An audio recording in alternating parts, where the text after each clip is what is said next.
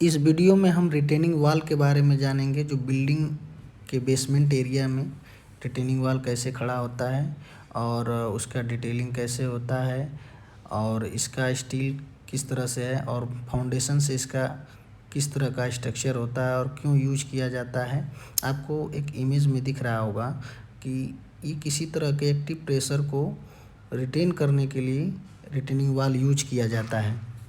एक स्ट्रक्चर है जो एक्टिव प्रेशर जैसे सॉइल हो गया, कोई भी इस तरह का सैंड का प्रेशर हो गया, जो भी प्रेशर है उसको रिटेन करने के लिए लगाया जाता है।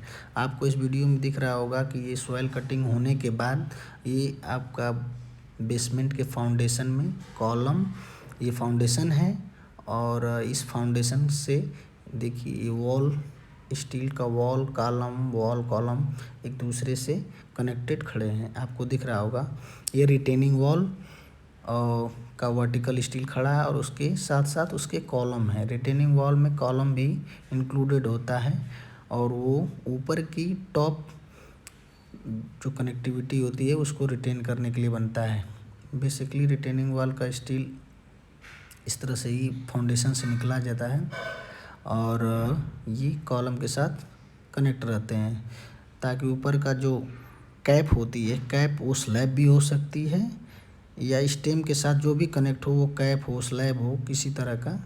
ये बेसिकली बिल्डिंग के लिए ही है क्योंकि ये रिटेनिंग वॉल बिल्डिंग के लिए है। कई तरह की रिटेनिंग वॉल होती है जैसे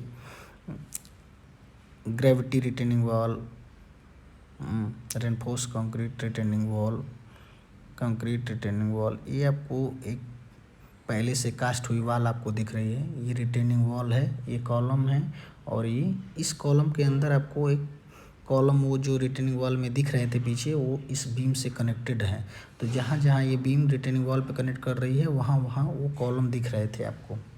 आगे भी दिखेगा ये बीम रिटेनिंग वॉल पे जहाँ रेस्ट करती है वहाँ कॉलम होते हैं।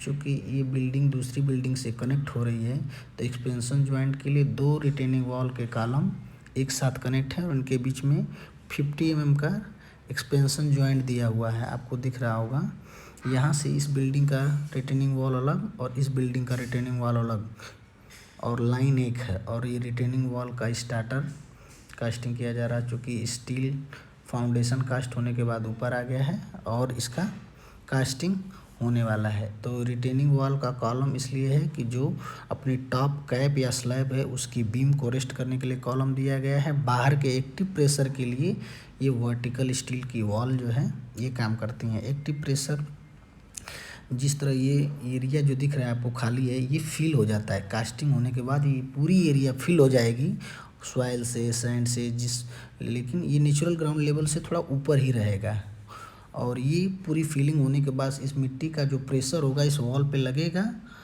तो इसको उस फोर्स को रिटेन करने के लिए ये वॉल लगाई गई है। आपको ये कॉलम है एक्सपेंशन जॉइंट के और यहाँ से वॉल स्टार्ट हुए और स्टार्टर के साथ कनेक्ट होते हुए ये पूरी वॉल, पूरी फाउंडेशन और पूरी बिल्डिंग को कवर करती है अराउंड। आपको ये कॉलम बाइंड अप होने के बाद स्टील दिख रहे होंगे। आपको मैं दिखा रहा हूँ आगे किस तरह से आगे उसका लेआउट करने के बाद आगे स्टार्टर लगते जाएंगे, कॉलम बाइंड अप। और अभी रिटेनिंग वॉल का स्टील ये कॉलम के 4 मीटर हाइट तक का दिया हुआ है, चूँकि अपना बेसमेंट की हाइट 4 मीटर है इसलिए।